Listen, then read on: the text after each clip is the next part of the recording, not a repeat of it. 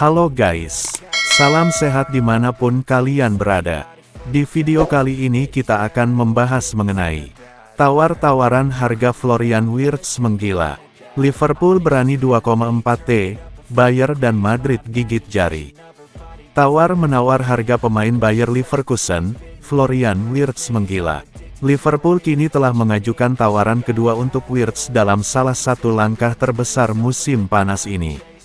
Wirtz telah menolak Bayern Munich dan siap untuk menandatangani kontrak dengan Liverpool jika juara Liga Inggris tersebut dapat mencapai kesepakatan. Jurnalis David Ornstein di X membocorkan, Liverpool bahkan berani merogoh kocek 130 juta euro atau 2,4 triliun rupiah. Liverpool mengajukan tawaran untuk mengontrak Florian Wirtz dari Bayer Leverkusen senilai total hingga 130 juta euro. Ini adalah tawaran kedua yang ditingkatkan dan angka jumlah tertinggi, terdiri dari biaya tetap dan potensi tambahan, tulisnya. Pemain berusia 22 tahun itu diharapkan akan menandatangani kontrak 5 tahun di Anfield jika The Reds mencapai kesepakatan setelah melepas Trent Alexander-Arnold dan asisten pelatih John Heitinga ke Ajax. Sementara itu, pelatih Bayern Munich Vincent Kompany telah dihubungi langsung oleh Florian Wirtz. Wirtz, yang bersiap meninggalkan Bayer Leverkusen musim panas ini, telah menolak Bayer selama seminggu terakhir karena ia mempertimbangkan tawaran dari Liverpool dan Real Madrid. Bild mengatakan Wirtz menelepon Kompany secara langsung untuk menjelaskan keputusannya kepada pemain Belgia itu. Liverpool kini difavoritkan untuk mendapatkan penyerang itu, meskipun Real Madrid telah bergerak minggu ini. Real Betis siapkan dua proposal untukmu demi permanenkan Antony.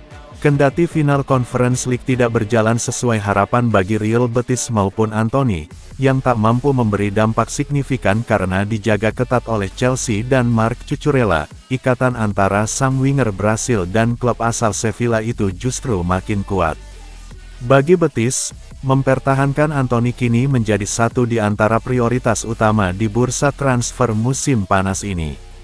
Namun, tantangan terbesar datang dari sisi finansial. Antony secara terbuka sudah berkali-kali menyatakan betah bermain di Sheffield. Bahkan di ruang ganti, sejumlah pemain Betis sempat berseloroh ingin membuat kampanye crowdfunding, atau bahkan, menculik Antony agar bisa bertahan lebih lama di klub. Di sisi lain, Atletico Madrid dan Juventus juga dikabarkan mulai mendekati pihak Antony untuk mencari tahu kemungkinan transfer. Menurut laporan dari Marca, Betis dan Manchester United telah menjadwalkan pertemuan resmi pekan depan untuk membicarakan kemungkinan transfer. Satu di antara opsi yang dibahas adalah peminjaman ulang. Namun, skenario ini disebut kecil kemungkinan terwujud karena yang telah mengeluarkan 95 juta euro untuk memboyong Antony dari Ajax, lebih memilih menjual sang pemain agar bisa mendapat pemasukan di musim panas ini. Solusi lain yang sedang dipertimbangkan adalah skema pembelian sebagian hak ekonomi Antony. Dalam model ini, Betis akan membeli persentase kepemilikan atas sang pemain. Dengan demikian, masih bisa menjual Antony secara penuh di masa depan, sementara Betis tetap berhak atas sebagian hasil penjualannya. Namun, untuk membuat skema ini berhasil, Antony kemungkinan besar harus bersedia memangkas gajinya secara signifikan. Gagasan Betis adalah bahwa dengan memainkan Antony secara reguler selama satu musim penuh menjelang Piala Dunia, nilai jualnya akan meningkat drastis, menguntungkan semua pihak.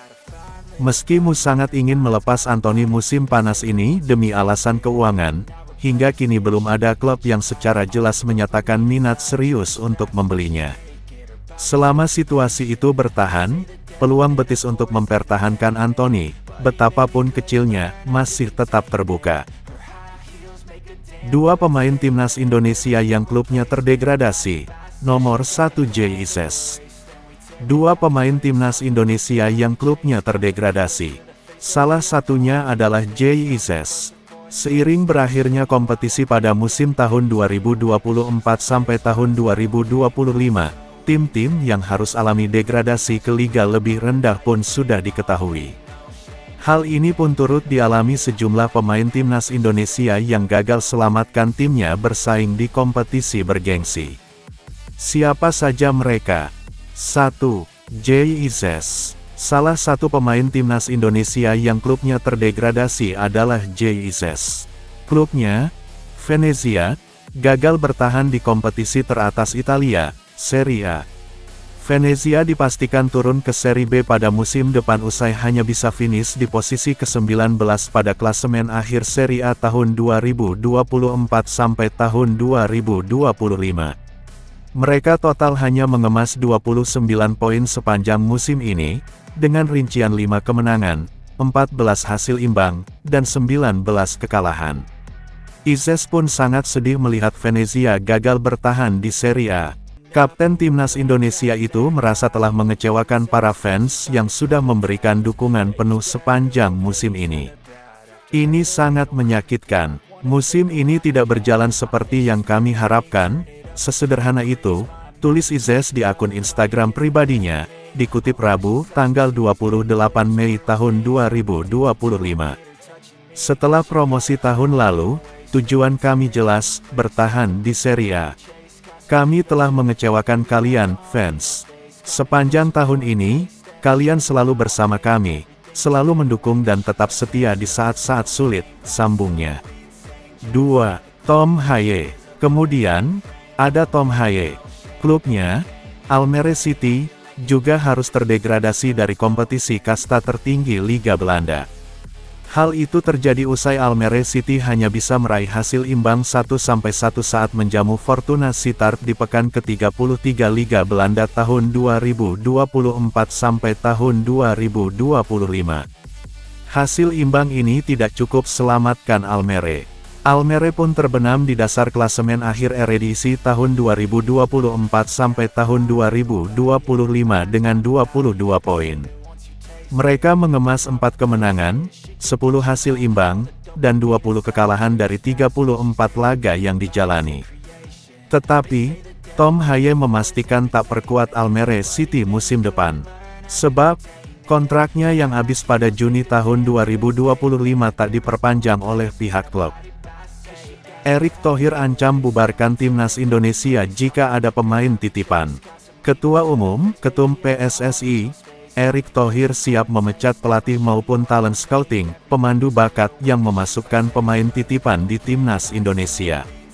Bahkan, dia mengancam akan membubarkan tim jika terbukti ada pemain titipan. Menurut Erick, hal itu sebagai bentuk transparansi serta generasi pesepak bola matang untuk Indonesia di masa mendatang. Hal itu ditegaskan Erick Thohir ketika disinggung penunjukan Simon Tahamata, Om Simon, selaku kepala pemandu bakat PSSI. Kami sedang membentuk roadmap talenta dari Indonesia bagian timur, tengah, dan barat yang diketuai Simon Tahamata. Nanti masing-masing ada tim talent scouting.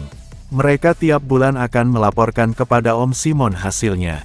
Termasuk mapping pemain diaspora di Eropa maupun Amerika, kata Erick Thohir sesuai drawing ASEAN U23 Championship di Jimbaran, Badung, Jumat tanggal 30 Mei tahun 2025. Tidak ada pemain titipan, tidak ada scouting titipan. Kalau ada seperti itu, percuma ada Om Simon. Harus profesional, tidak ada bayar-bayar. Kalau ada, saya bubarkan. Begitu juga kalau ada pelatih, saya copot langsung. Ini untuk merah putih, harus transparan dan Indonesia punya generasi bagus, sambung dia. Saya tidak mau nanti ada dikotomi pemain U17 yang disebutkan belum cukup umum main di tim senior.